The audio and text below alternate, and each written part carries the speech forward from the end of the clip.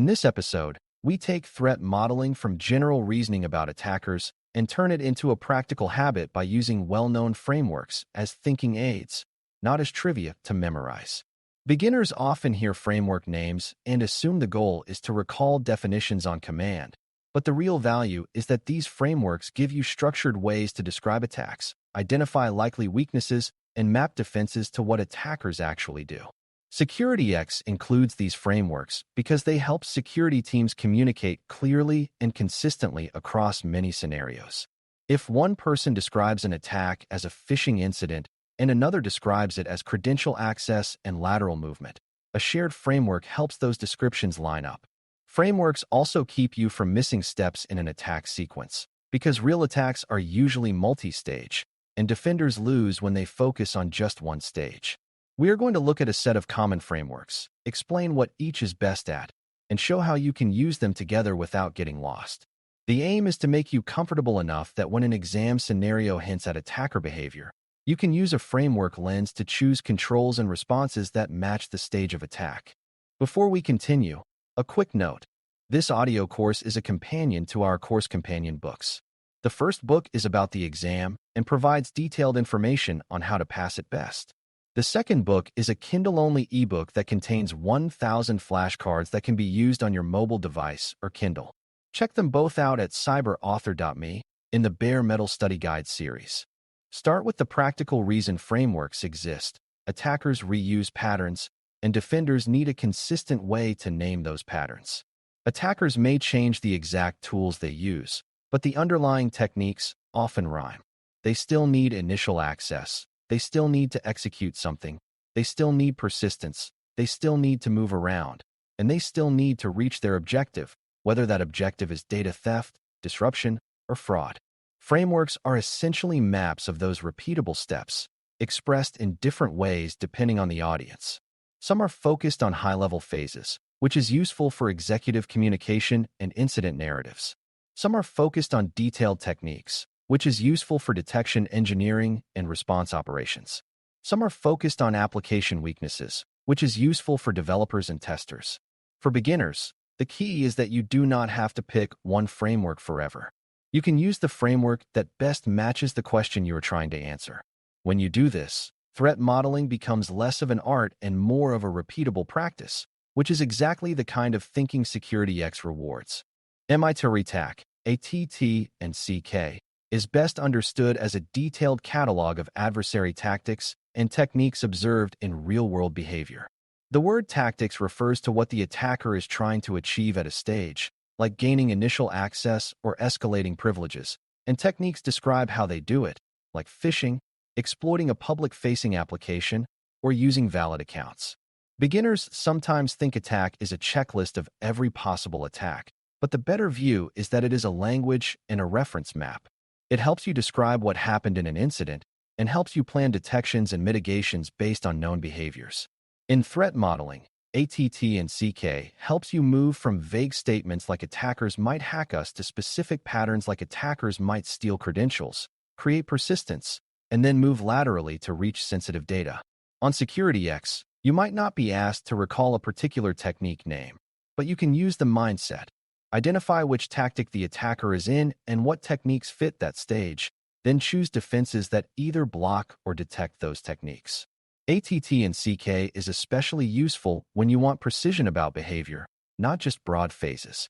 CAPEC is the Common Attack Pattern Enumeration and Classification, and its value is in describing attack patterns in a structured way that bridges between technical weaknesses and attacker behavior. For beginners, it helps to think of CAPEC as patterns of how attacks work, often connected to the kinds of weaknesses that enable them. While attack tends to focus heavily on what adversaries do across the life cycle of an operation, CAPEC can be helpful for describing the anatomy of certain attack approaches, such as injection attacks, spoofing patterns, or abuse of system logic. In threat modeling, CAPEC can support thinking about how a specific vulnerability might be exploited or how a particular type of weakness tends to be used. The exam might not name CAPEC in a question, but if it does, the safe interpretation is that it is pointing you toward attack patterns and ways to classify them, especially useful when building a model for how an attacker could exploit a system. CAPEC is also useful when you want to educate teams about recurring patterns rather than one-off incidents, because patterns help you fix root causes. A beginner-friendly takeaway is that CAPEC helps you describe the shape of attacks, making it easier to anticipate them and to map controls that break the pattern. STRIDE is a threat modeling framework that is often used to identify categories of threats in a system based on what can go wrong. The name is a mnemonic: spoofing, tampering, repudiation, information disclosure, denial of service, and elevation of privilege. Beginners sometimes treat STRIDE as a list to memorize, but the power is that it forces you to consider multiple threat types rather than focusing only on one. If you are looking at a system design, STRIDE helps you ask questions like, can someone pretend to be someone else? Can someone change data? Can someone deny they did something? Can information leak? Can service be disrupted? And can someone gain more privilege than intended? That coverage matters because many security failures happen when teams fix one category, like confidentiality, but ignore another, like integrity or privilege. STRIDE is especially useful early in design because it is simple and it helps teams identify threats without needing deep attack research. On SecurityX, STRIDE can help you reason through scenarios that involve system design choices, trust boundaries, and data flows, because it prompts you to consider the full set of threat outcomes. When the question asks which threat type is most relevant or which control addresses a certain threat category, STRIDE is a strong mental guide. The kill chain is a model that describes attack progression as a sequence of stages, often used to structure thinking about how attacks unfold from planning to action. The value for beginners is that it highlights that attacks are processes, not moments. An attacker typically performs reconnaissance, prepares resources, delivers a payload or access attempt, exploits something, installs or establishes persistence, commands and controls, and then acts on objectives. The exact names of stages vary depending on the version of the model you are referencing, but the key is the stage progression. In threat modeling, the kill chain helps you decide where you want to break the attack. You do not have to stop an attacker at the first stage to win. You can stop them at multiple stages, and you can detect and respond before they reach the objective.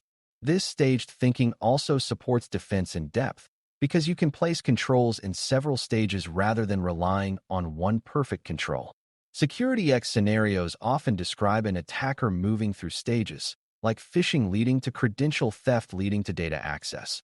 And the kill chain lens helps you identify what stage the scenario is describing and what control would disrupt progress. It also helps you narrate incidents clearly, which is useful for reporting and program improvement. OWASP is commonly associated with application security, and its role in threat modeling is to provide a structured view of common web and application risks, especially those that arise from software design and development practices. Beginners sometimes think OWASP is just a list of bad things, but its value is that it highlights recurring categories of weakness that lead to real breaches, such as injection flaws, broken access control, insecure design, and security misconfigurations. In threat modeling, OWASP helps you look at applications through an attacker's eyes, focusing on how inputs are handled, how authorization is enforced, how sessions are managed, and how data is protected. This is particularly valuable because many modern systems expose application interfaces, and attackers often target those interfaces rather than trying to break through network defenses. SecurityX may include scenarios involving web applications, APIs, authentication, or data exposure, and OWASP thinking helps you identify likely failure points and mitigation priorities. Even if you never recite a list, the useful habit is to ask, does the application enforce access correctly, validate inputs, handle secrets safely, and limit exposure of sensitive data? OWASP is a framework lens that keeps application risk from being hand-waved as just coding stuff. Now let's connect these frameworks to practical usage, because the exam is usually asking how you would apply them rather than define them. A good workflow is to start with a high-level phase model like the kill chain to understand the progression, then use a detailed behavior model like attack to describe likely techniques at each stage, and then use a threat category model like STRIDE to ensure you have considered multiple outcomes. If the system in question is an application, you layer in OWASP to focus on common application weaknesses. CAPEC can fit in when you want to describe attack patterns or when you are trying to understand how a specific weakness might be exploited. This combination might sound like a lot, But in practice, you are using each framework for a small task, not trying to use all of them at once in maximal detail. Beginners often get overwhelmed because they think using a framework means becoming an encyclopedia, but using a framework can be as simple as using it to prompt better questions. The frameworks are guides, not burdens. SecurityX rewards your ability to pick a useful lens and apply it logically, not your ability to name every technique under pressure. A key practical skill is choosing the right framework for the audience and the purpose, because threat modeling is a communication task as much as a technical task. If you are briefing leadership on what happened and what needs to change, a phase model like the kill chain provides a narrative that is easy to follow and ties directly to decision points. If you are working with defenders and responders, ATT&CK provides more precise language that helps detection and response teams map what they saw to known behaviors. If you are doing system design review with engineers, Stride provides simple threat categories that match design discussions, and OWASP provides a focused lens for web and API risks that engineers can recognize. CAPEC can serve as a bridge when you need to discuss specific attack patterns that tie to software weaknesses and to threat behavior. SecurityX scenarios often implicitly set the audience by asking for actions like improve detection, update design, or communicate risk, and the best answer aligns with the right framework lens for that task. A mismatch, like using a detailed technique catalog when the question is about high-level planning, is a common distractor trap. It is also important to understand that frameworks do not replace risk prioritization, because you can map threats forever and still not improve security if you do not choose what to address first. Frameworks can generate many potential threats, especially when you apply them thoroughly. But threat modeling, like you mean, it requires you to focus on threats that are plausible and impactful. This is where your earlier thinking about actors, motivations, resources, and capabilities comes back, because it helps you decide which threats deserve attention. If your likely adversary is opportunistic and profit-driven, you may prioritize threats involving credential theft, privilege misuse, and ransomware pathways. If your environment includes a critical public-facing application, you may prioritize OWASP-style access control and injection risks. If you handle sensitive data with strict obligations, you may prioritize information disclosure and tampering risks and the controls that prevent and detect them.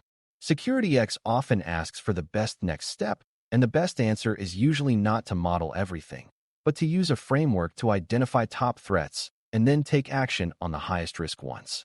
Frameworks help you structure thinking, but prioritization turns thinking into protection.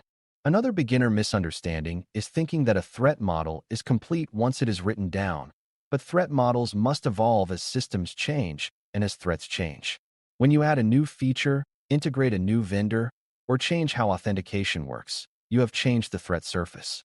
Frameworks help you revisit the model efficiently because you can ask, what new Stride threats does this change introduce? What new OWASP risks appear? And what attack techniques become more plausible? The kill chain also reminds you that new exposure at an early stage, like a new public endpoint, can create opportunities for later stages, like persistence and exfiltration. Keeping the model current is part of managing security drift, and it ties into change management and configuration management, because changes should trigger a reassessment of high-impact threats. SecurityX scenarios may describe systems evolving quickly with inconsistent controls, and a strong response often includes integrating threat modeling into change processes, not treating it as a one-time event. When you apply these frameworks in practice, you also learn to map controls to attack stages and threat categories, which is the bridge between threat modeling and real program improvements. For example, controls like multi-factor authentication and strong access management can reduce spoofing and credential abuse, while monitoring and logging can detect suspicious behavior map to attack tactics. Secure configuration and patching can reduce exploitability, interrupting early kill chain stages. Segmentation and least privilege can reduce the attacker's ability to move laterally and escalate privilege, limiting blast radius if initial access occurs. Input validation and proper authorization checks address OWASP-style application risks, reducing the chance that attackers can manipulate application logic or access data they should not. Remote journaling and integrity controls help detect and investigate tampering and repudiation. The point is not the specific control list, but the mapping logic.